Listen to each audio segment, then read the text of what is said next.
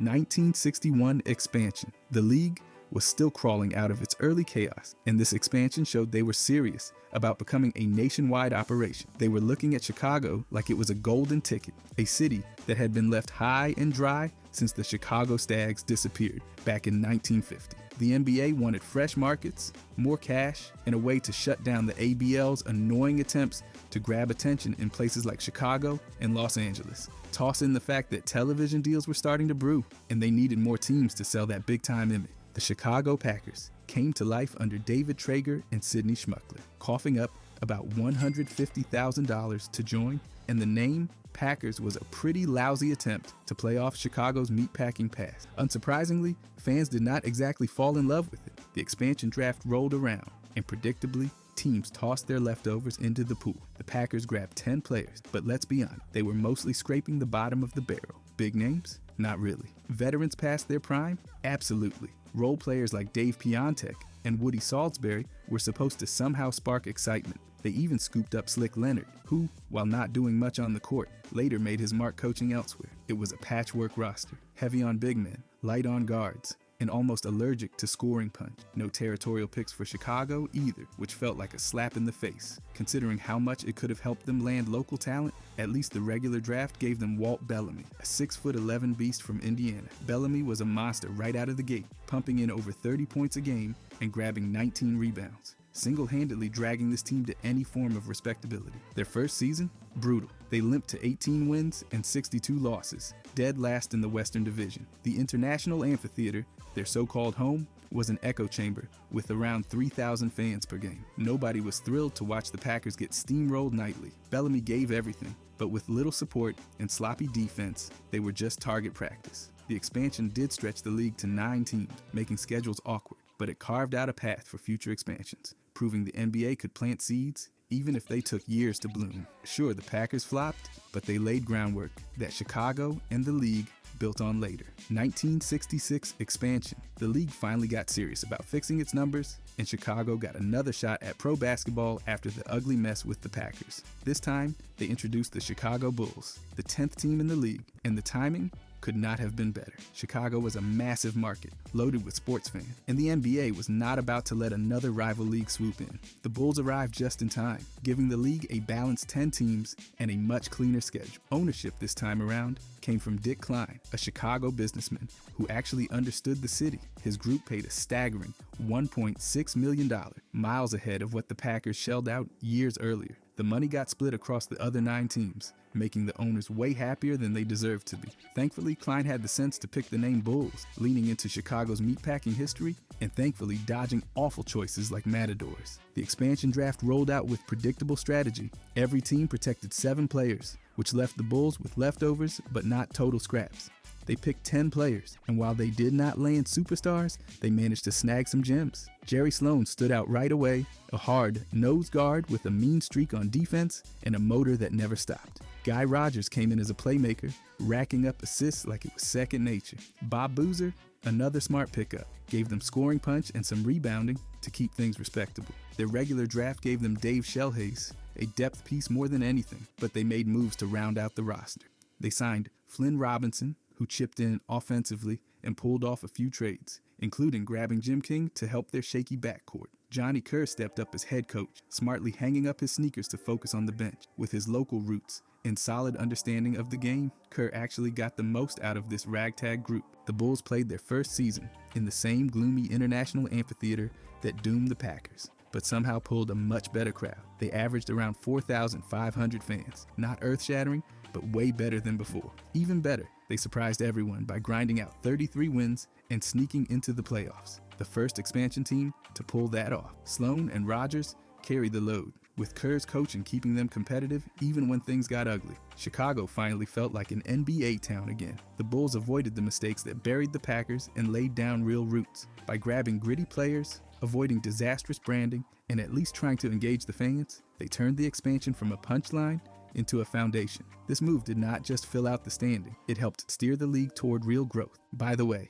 if you guys want to subscribe, I'm gonna start posting every day. Thanks. Anyways, 1967 expansion. The league went big this time, adding not 1 but 2 teams, pulling in the Seattle Supersonics and the San Diego Rockets, to hit 12 total franchises. This expansion was all about staying ahead of the new American Basketball Association, which was out there flashing red, white, and blue balls, plus trying to grab cities like Oakland and Denver. The NBA wasted no time locking down the West Coast, targeting Seattle's aerospace-fueled city and San Diego's growing Southern California market. Both groups paid $1.75 million each to join, way above what Chicago forked over the year before. Split between the existing teams, it was a neat little bonus for owners always hungry for easy cash. Seattle picked the name Supersonics to tie into Boeing's jet dreams, sounding fast and futuristic. San Diego went with Rocket, another nod to aerospace, though not as catchy. Both teams landed in the Western Division to balance things out. The expansion draft followed, and as usual, the established teams protected their stars. Each new team grabbed 12 players, alternating picks. Seattle focused on front court muscle like Bob Rule, who turned into their go-to guy, and Tom Meshery, a bruiser with a nose for rebounds. Walt Hazzard ran the offense, giving them a playmaker to hold it all together. San Diego took their shot with scorers like John Block, who ended up leading the team,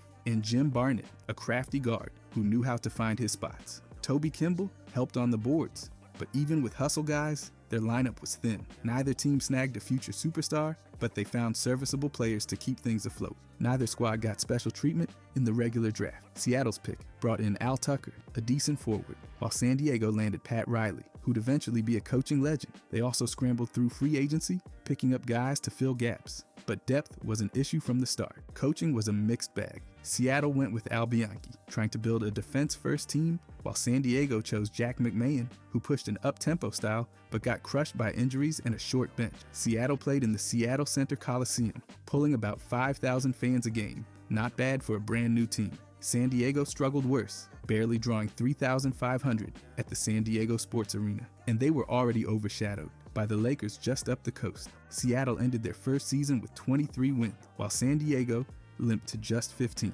Neither team sniffed the playoffs, but Seattle showed more promise, with Rule turning into a real piece to build around. San Diego, though, floundered hard, and their shaky start pretty much pointed them toward relocation not long after. 1968, expansion. The league kept its foot on the gas, pulling in 2 new teams and bumping the total to 14. This time, it was the Phoenix Suns and the Milwaukee Bucks stepping in, both arriving to help the NBA stretch its map and fend off the ABA, creeping closer with their flashy game and relentless market grabs. The NBA made sure to lock down Milwaukee and Phoenix before the ABA had a chance to plant flags there. Ownership in Milwaukee came from Wesley Pavilon and Marvin Fishman, who dropped $2 million just to get their names in the game. The Suns group, led by Richard Block with Jerry Colangelo working behind the scenes, paid the same fee.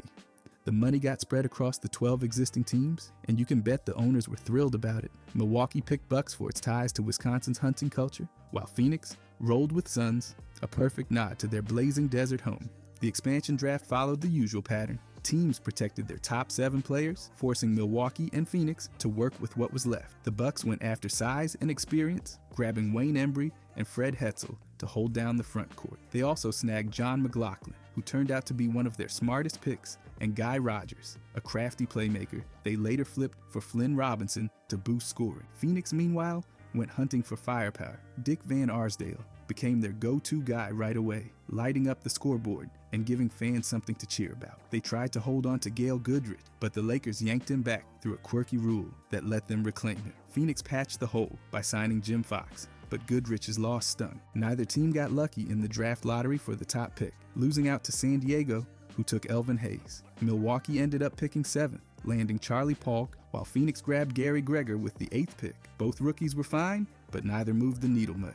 Coaching was a mixed bag too. Milwaukee went with Larry Costello, who brought a defense-first mentality and actually kept them competitive. Phoenix started with Red Holzman, but he bailed mid-season for the Knicks, leaving Johnny Kerr to clean up the mess. Neither team made the playoffs, but Milwaukee finished with 27 wins, while Phoenix managed just 16. Still, there were bright spots. Milwaukee's fans showed up, filling about 5,000 seats a night, and Phoenix held their own with around 4,300. The Bucks felt closer to something real, especially after swapping Rodgers for Robinson, who instantly energized the offense. Phoenix struggled more, fighting growing pains and depth issues all year.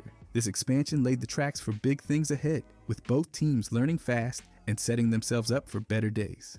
1970, expansion. The NBA went full throttle with this one, throwing Buffalo, Cleveland, and Portland straight into the action and jumping to 17 total teams. They were not just picking places off a map. Buffalo, living in hockey's shadow, had the bonus of nearby Canadian fans. Cleveland had been missing pro basketball for years, and Portland brought fresh energy to the Pacific Northwest. The league also had its eyes on the sneaky ABA, which was poking around these same cities. By getting there first, the NBA shut them out and claimed the turf. And let's not ignore the cash grab. Expansion fees meant struggling teams could finally breathe a little. Each owner paid $3.5 million to join, giving existing teams a much-needed payout. The timing worked out, with television money flowing in and fans showing up. To handle the chaos of 17 teams, they reworked everything into 4 divisions. Buffalo joined the Atlantic, Cleveland took the Central, and Portland slid into the Pacific. Balance across the map made life easier for everyone. The expansion draft felt like the league opened its attic and let the new teams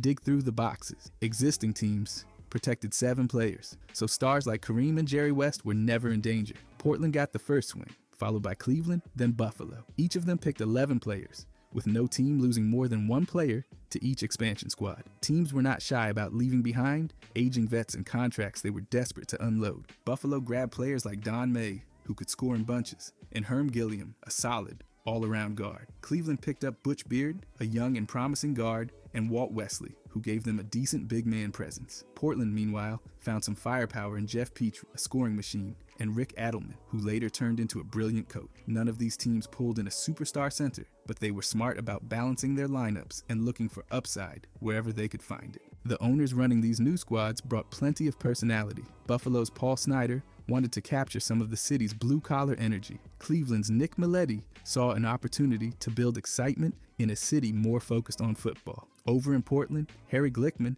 chased the dream of giving the Northwest a real basketball identity. Their team names carried weight too. Buffalo picked the Braves to steer clear of the hockey-heavy Bison. Cleveland let the fans decide, landing on Cavaliers for a bold, adventurous feel. Portland's choice of Trailblazers nailed the rugged pioneer spirit. Each team built rosters full of potential, and while they were far from perfect, the energy they brought to the league was exactly what the NBA needed to keep climbing. 1974 expansion. The league went for something a little different this time, adding just 1 team, the New Orleans Jazz, to finally round things out to 18 teams. New Orleans was not just some random pick. They had a city full of energy, a love for entertainment, and only the football saints to compete for attention. The South was looking pretty empty on the basketball map, so this filled a huge gap and kept the sneaky ABA from sliding into the city. The owners happily grabbed the expansion fee too, which sat at a hefty $6.15 million, way more than the last time around. The Jazz were led by Sam Battistone and his crew of owners, and they joined the Eastern Conference's Central Division. They nailed the team name, picking jazz to highlight the city's famous music scene. Honestly, it fit perfectly. When it came time for the expansion draft, each existing team protected 7 players, leaving the Jazz to pick from veterans, role players, and some big contracts. They scooped up 15 players, grabbing guys like Bob Kaufman, a former All-Star, and Stu Lance, a reliable guard who could keep the offense moving. They loaded up on big men too, taking Neil Walk, Mel Counts, and Rick Robertson to control the boards. None of these players were going to carry the team, but the real magic came after the draft. They pulled off a huge trade, landing Pete Maravich from the Hawks. Maravich was already a local legend from his college days at LSU, and he brought instant excitement to a roster that badly needed it. Sure, they had to give up picks and players like Walt Bellamy to make it happen, but Maravich's flashy style and scoring power were worth the gamble. Their regular draft was less dramatic. They picked Aaron James with the 10th overall pick, and he chipped in some points as a rookie. The Jazz also brought in players like Louis Nelson and Russ Lee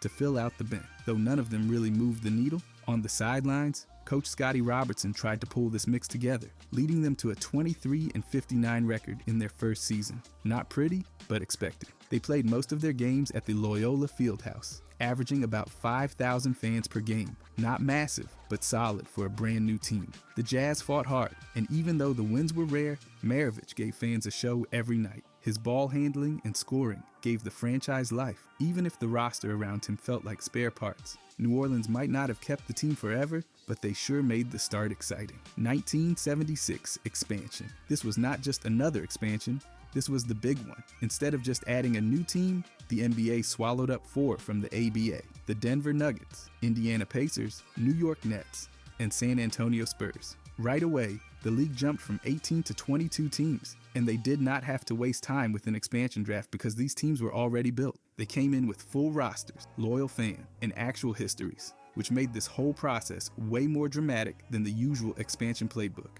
The money side of this merger was wild. Each team paid $4.8 million just to get in the door. On top of that, there were payouts to folding ABA teams like the Kentucky Colonels and the St. Louis Spirits. And the Nets, stuck right under the Knicks' nose, had to hand over another $4 million just for the privilege of existing in New York. Ouch, but not really, since I am not allowed to say that. Roster-wise, these teams kept their course. Denver held on tight to David Thompson, Dan Issel, and Bobby Jones, giving them instant credibility. Indiana had Billy Knight and George McGinnis leading the way, both serious scoring threats. San Antonio kept George Gervin and Larry Kennan, who brought firepower every single night. The Nets had Julius Erving until they did not. They sold him to Philadelphia for $3 million just to cover those crushing fees, which tanked their first NBA season. The scheduling finally made sense too. With 22 teams, every team played 82 games, and the playoffs expanded to fit 12 squads. That gave newcomers like the Nuggets and Spurs a real shot right out of the gate.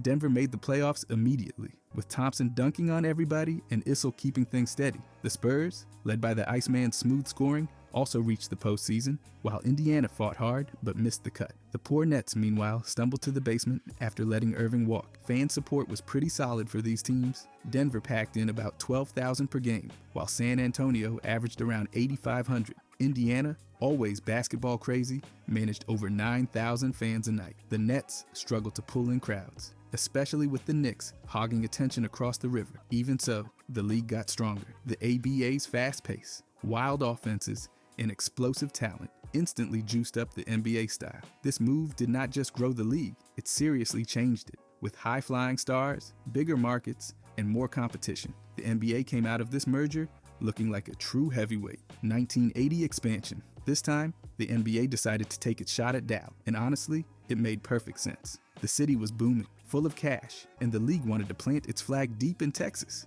Adding the Dallas Mavericks pushed the league to 23 teams, and right away, they were dropped into the Western Conference's Midwest Division to spark rivalries with San Antonio and Houston. With no expansion partner, Dallas stood alone. But the NBA did not mind. They saw the market size, the wealth, and the chance to cash in big. The ownership group, led by Don Carter, paid $12 million just to join, which made this the priciest expansion yet. Every team in the league pocketed over $500,000 from it, and struggling franchises like the Jazz and the Nets were grateful for the boost. Dallas named the team Mavericks to capture that wild, independent Texas spirit, beating out names like Wranglers and Stars. For the expansion draft, each team protected 8 players, so forget about grabbing anyone like Magic Johnson or Larry Bird. Still, the Mavericks snagged veterans like Bingo Smith, who ended up leading the team in scoring, and Brad Davis, who quickly became the fan favorite. Davis, a local guy, hustled every night and actually brought some life to a struggling squad. They also picked up Abdul Jilani, who gave them flashes of offense off the bench. The regular draft did not give them much help. They landed Kiki Vandeweghe with the 11th pick, but that turned into a headache. Vandeweghe refused to play for them and forced a trade to Denver. At least they got future picks in return, so it was not a total disaster. Free agency helped a little, as they signed Brad Davis, whose connection to Dallas helped fill seats. Even when wins were rare, Coach Dick Motta took the helm, but there was not much he could do with this lineup. The Mavericks stumbled to a 15-67 record, which, to be fair, was exactly what everyone expected. Their offense struggled, barely cracking 100 points per game, and defensively, they could not slow anybody down. Brad Davis and Bingo Smith tried to carry the load, but it was like bailing water from a sinking ship with a coffee mug. Even so, Dallas fans showed up. Around 7,800 fans packed into Reunion Arena every game, which was impressive for a brand new team getting steamrolled most nights. They built a loyal following early, and the seeds were planted for something much bigger down the line. The Mavericks were not contenders yet, but they gave the NBA exactly what it wanted: a strong foothold in Texas and a path toward long-term growth. 1988 expansion. The league exploded in popularity by the late 80s, and adding new teams felt like a no-brainer. They went for it by bringing in the Charlotte Hornets and the Miami Heat, bumping the total up to 25 franchises. Both cities were fast-growing and had wide open spaces in their sports landscapes. Charlotte, with over 1.5 million people, only really had college hoops taking the spotlight. Miami, with 2 million people, had the Dolphin, but not much else when it came to pro basketball. The league saw dollar signs everywhere. Expansion fees rolled in at a wild $32.5 million for each new team, way higher than pass fees. That cash was spread across all the existing owners, especially helping out the smaller markets that were swimming in debt. The process to land these teams started fast. Charlotte's bid came from George Shinn, a local businessman who had partners like Rick Hendrick from NASCAR. Miami's ownership group was led by Ted Arison, the man behind Carnival Cruise Lines. Both groups shelled out the same hefty fee and got the green light in April of 1987. Naming the teams became a full community event. Charlotte's fans picked the Hornets, tying back to the city's Revolutionary War history. Miami went with the Heat, which felt perfect for the city's fiery vibe. Once the teams were set, they needed players. The expansion draft let them scoop up 12 players each, pulling mostly role players from other rosters since each team was allowed to protect 8 of their own. Charlotte grabbed guys like Del Curry and Muggsy Bogues, giving them shooters and speed. Miami leaned into balance, going for shooters like John Sundvold and big men like John Shasky. Regular drafts helped too. Charlotte picked 8th and landed Rex Chapman, while Miami went 9th and took Ronnie Seekely. Free agency played a role, with Charlotte snatching up Kelly Tripucka and Miami signing Pat Cummings to add some veteran punch. Coaching hires wrapped things up. Charlotte brought in Dick Harder, who pushed defense hard, while Miami handed the reins to Ron Rothstein, focusing on discipline and player growth. Even though both teams finished way down the standings in their first seasons, fan support surprised everyone. Charlotte packed their huge arena with nearly 16,000 fans a game, and Miami pulled in close to 13,000. Not bad for a brand new team in a football-heavy city. 1995. Expansion. This was the moment the NBA finally crossed the border, adding the Toronto Raptors and Vancouver Grizzlies to push the league to 2019. They picked Canada for a reason, with Toronto and Vancouver offering fresh markets that loved sports but had no basketball teams to root for. Toronto had over 4.5 million people, and Vancouver had nearly 2 million, so the fan potential was massive. The owners definitely saw the payday coming. Both franchises paid a wild $125 million just to join, which made every existing owner very happy. Smaller market teams, buried in debt, suddenly had breathing room. Plus, the league's international audience had exploded, with hundreds of millions tuning in. Canada felt like a safe bet, especially after the success of the Toronto Blue Jays and the Vancouver Canucks making a finals appearance. Ownership in Toronto came from John Bitove Jr. and Alan Slate, 2 local heavyweights. Vancouver's team was led by Arthur Griffiths, already running the city's hockey team. Fans got to help name the teams too. Toronto went with Raptors, cashing in on the dinosaur craze, while Vancouver picked Grizzlies, leaning into the region's wild identity. To fill rosters, Toronto grabbed 13, starting with veterans like Willie Anderson and John Sally to bring some experience. Vancouver leaned on guards, picking up Greg Anthony and Byron Scott for scoring. Both teams came out of the draft lacking big stars, but they got enough pieces to get rolling. In the regular draft, Vancouver picked 6th and took Bryant Reeves, a big center who became their early anchor. Toronto went 7th and landed Damon Stoudemire, who absolutely lit it up as a rookie. He even snagged Rookie of the Year honors, keeping Raptors fans locked in all season. As for coaches, Toronto brought in Brendan Malone, a guy who pushed speed and hustle, while Vancouver went with Brian Winters, focusing on playmaking and grit. First seasons were rough, no surprise there. Toronto finished 21-61, while Vancouver ended up 15-67. But the fans came out strong. Toronto packed Sky Dome with over 17,000 fans per game, and Vancouver pulled in nearly 14,000. Not bad at all considering hockey's grip on the city. Both teams instantly expanded the league's reach and planted seeds for the future. Toronto eventually grew into a championship team, and Vancouver,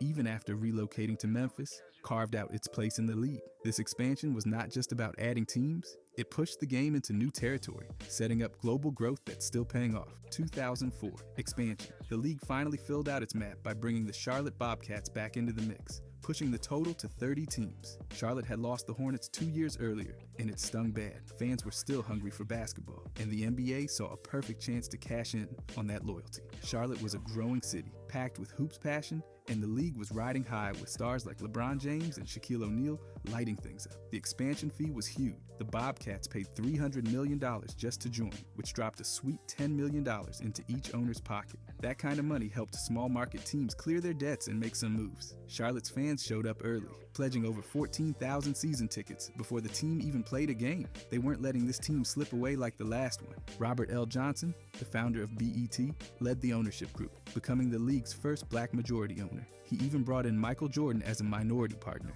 adding some serious credibility. The name Bobcats won out in the fan vote, beating out choices like Flight and Dragons. It paid tribute to Carolina's Wildcat heritage, and the fans ran with it.